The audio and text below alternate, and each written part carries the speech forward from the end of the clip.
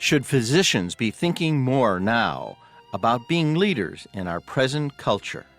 You're listening to ReachMD, the channel for medical professionals. Welcome to the Clinicians Roundtable. I'm your host, Dr. Maurice Pickard. And with me today is Dr. Donald Palmisano. Dr. Palmisano is not only a physician, but a lawyer. He is former president of the American Medical Association. He is the clinical professor of surgery and the clinical professor of medical jurisprudence at Tulane University School of Medicine. He has written a recent book called On Leadership, Essential Principles for Success. Thank you, Doctor, for joining us today. Thank you. It's a privilege to be with you. Why did you write this book at this particular time? I wrote this book for two reasons. One, to leave a North Star to my grandchildren. Some are very young. The youngest is 3 years of age, and one is on the way. So I wanted them to understand about leadership. And I also wrote it because I believe the world has become a dangerous place. Terrorism has reached America, and we see terrorism in other parts of the world. And so it's important for us to identify true leaders, because in a time of crisis, such as an attack of terrorism, we need people who can get the job done and not people who lack courage. We don't want people who can't make a decision in a crisis. Our audience is 90% physicians. They're used to people coming to them for answers. Those are usually medical answers. Is there other arenas that doctors should be exploring and showing their leadership? Yes, the physician is a person who is trusted by the patient, and physicians need to understand that in order to give quality care to their patients, they need to be active in the community, in legislation, by giving their expertise when pending bills are there, and also when people run for office. Because if they don't, they won't be able to live a quality care. People who have never treated a patient will make rules and regulations such that the physician will feel that care can't be rendered to the patient. And so they need to learn how to communicate. They need to learn to overcome any fear about making a presentation, and they need to learn certain things that will allow them to speak clearly and concisely in a logical fashion. But, before we get to that, we're all on this treadmill. We don't have to go into the various reasons, but they're pretty obvious to everyone. And when you turn to a doctor and ask them to be on a school board or a hospital board or even your local state medical society, the response is often, I'm just too busy. What is your answer to them? Well, they will have less time if they don't get involved. And so that's the history of great events, the history of the development of America. People saying we can't afford to stay in practice because of the onerous tax that the king has levied on us. And so what they did was they said, no, we're going to stand up and give our message. We're going to plea with the king. We're going to give the facts to the king. And finally, at some point, they said, no, we cannot tolerate this anymore. If they had continued in the fashion that they were subjected to, we wouldn't have America. And so we won't have the profession of medicine if physicians don't make the time. You can always find time to get something worthwhile done if you rearrange your priorities. So the doctor picks up your book. How is he to use it? Well, one of the things, he has to learn how to identify true leaders, and the book gives you the 20 essential ingredients. I gave 3 of them. For success, you have to have courage, do your homework, and don't give up. And you have to add to that, you have to be fully informed, a decisive person with integrity, and you advance toward the goal, you overcome obstacles along the way. So you have to learn that for yourself, and you have to also identify others who have great potential to be a leader and help them overcome their fear, because most people don't step forward into the arena because they're afraid that they'll make a mistake and somebody will criticize them. They are afraid of being blamed, and you have to overcome that fear. Work in good faith, and if you do your homework and you work in good faith, you won't have to worry about shame and blame. Well, you mentioned the word success. Is success equal leadership? Most doctors are, in our culture, seen as successful. Does that equal being a good leader? Well, success and leadership are not the same thing. You can be successful and not be a leader. You can also be a leader and not have success because you did follow the principles and you fought with integrity to accomplish the goal. And so you have to understand the difference between the two, and I go into that in detail in the book. But physicians are successful, depending on your definition of success. They're successful when they carry out their Hippocratic oath and they hold confidential the information that the patient gave them, and they treat the patient for the patient's best interest. In other words, they don't do it for the benefit of the insurance company. They don't do it for the benefit of the hospital. They give the care that's best for the patient. They are individuals of integrity who are doing the very best for the patient. Is this in the patient's best interest? That's the sine qua non of quality medical care.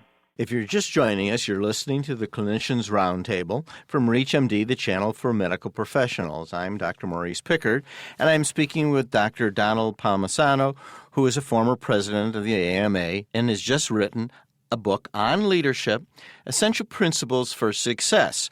You know, the chapter you wrote on communications as a leader, I'd like you to talk on that because some of the things you describe are the very things that we try to get medical students to do as far as doctor-patient relationships. So that same quality that we hope doctors bring to the doctor-patient relationship, we'd like to see in our leaders. What did you describe in that chapter in particular? Well, there are several things that I describe. One is the element of compassionate communication. You have to learn to be an active listener. You have to listen to the patient. You have to listen to your colleagues when they're upset about something, and then validate the feelings of the other person. You don't necessarily have to agree with it, but at least validate and say, I understand why you are upset. Even though they may have the wrong facts, you can understand their view of the facts, why they are upset. And three, you can ask how you can help. You must always be civil, but don't compromise your principles, and you must never lose the common touch by letting status change you. The other points that I bring forward, I talk about the written word. If you're going to write something for the press, for a newspaper, if you're going to write for a medical journal, you need to learn how to write. The best book, in my opinion, ever written on that subject is a very small book called The Elements of Style. It was co-authored by William Strunk and E.B. White. Many of you will remember that E.B. White wrote for The New Yorker for many years, but he also wrote Charlotte's Web and Stuart Little. That is the best book on the subject. You also have to learn how to speak clearly, and the book makes that point. For instance, if you take something from the Bible, Ecclesiastes, I return and saw under the sun that the race is not to the swift, nor the battle to the strong, and so on. George Orwell, he's quoted in that book I just mentioned, he rewrites that to show you what happens with much of the modern writing. Objective consideration of contemporary phenomena compels the conclusion that success or failure, and it goes on. By the second sentence, you are asleep. And so you have to write clearly. Don't use big words, but use words that allow people to understand your message. You also have to learn some rhetorical devices. You have to learn the language of leadership. For instance, you could learn the rule of threes.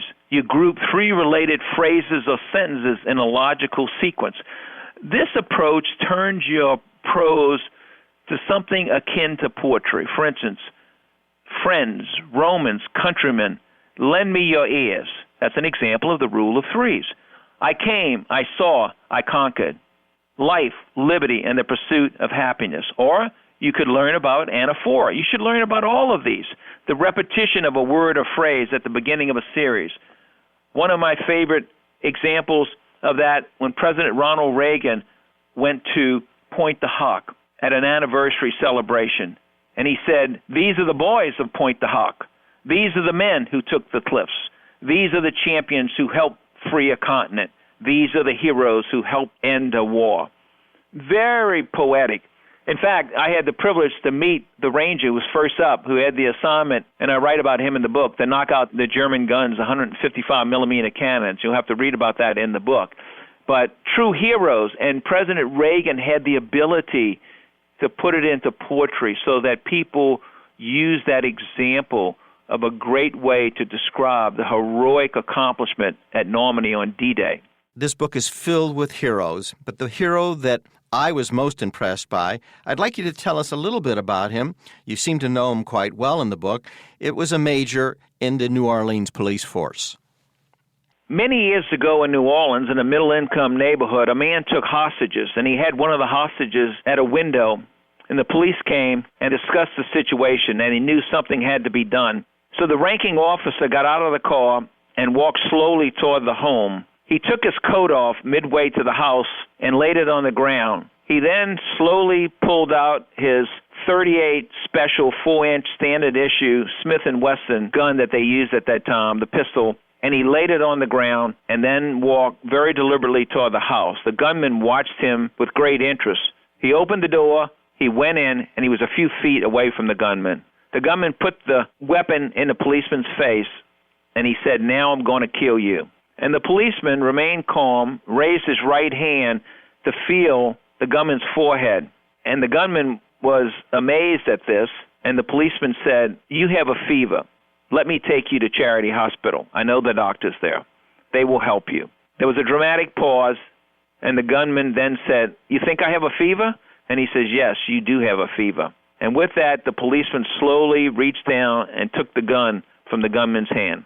The other police rushed in and wanted to take the man to central lockup, but the policeman said, "No, I promised to take him to Charity Hospital, and I will." And he took him in his own police car. That man was Major Dominic Palmisano, my father, and he taught me the elements of leadership by his actions and his words. He once told me when I was thinking about quitting medical school, he said, "Do your homework, have courage, and don't give up. Do these three things, and very little is impossible." And I realized that those were the elements for success. And by his actions, I learned the other elements that give leadership. So he not only talked the talk, but he walked the walk. And his men revered him because they knew that he would never ask them to do anything that he wouldn't do himself. By now, our audience knows that your roots are very deep in New Orleans. You were born there, raised there, practiced in New Orleans. And your book begins with Katrina. Did Katrina have a great deal to do with how you view leadership or the lack of leadership? Hurricane Katrina showed me that people who claim to be leaders demonstrate that they are not leaders in a crisis when they can't make decisions and when they show that they haven't done their homework. Hurricane Betsy in 1965 gave us all the lessons we needed to handle the crisis in Hurricane Katrina. The only difference was the extent of the collapse of the levees, but the problems were the same. Flooding, lack of communication, inability to communicate, inadequate supplies, inability to get the people out in time. And those lessons were learned in Betsy, and they were also learned in a mock hurricane 1 year before. Hurricane Katrina occurred in 2005, and a mock hurricane was done by the federal government, the state government, the local government. And they said, now we know what to do. Well, when Katrina occurred, they didn't do those things.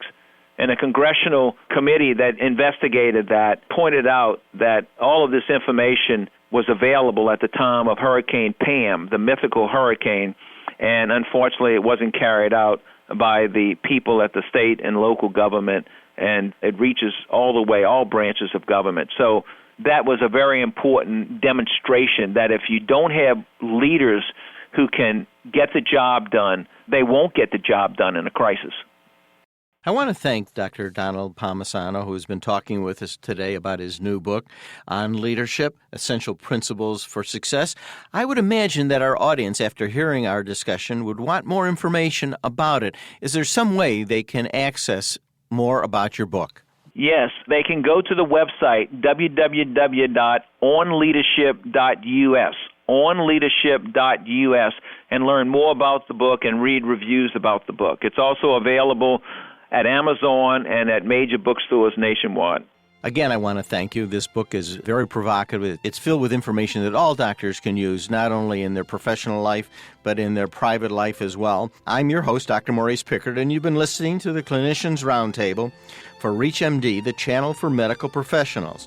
Please visit our website at reachmd.com, which features our entire library through on-demand podcasts, or call us toll-free with your comments and suggestions at 888-639-6157. That's 888-639-6157. Thank you very much for listening.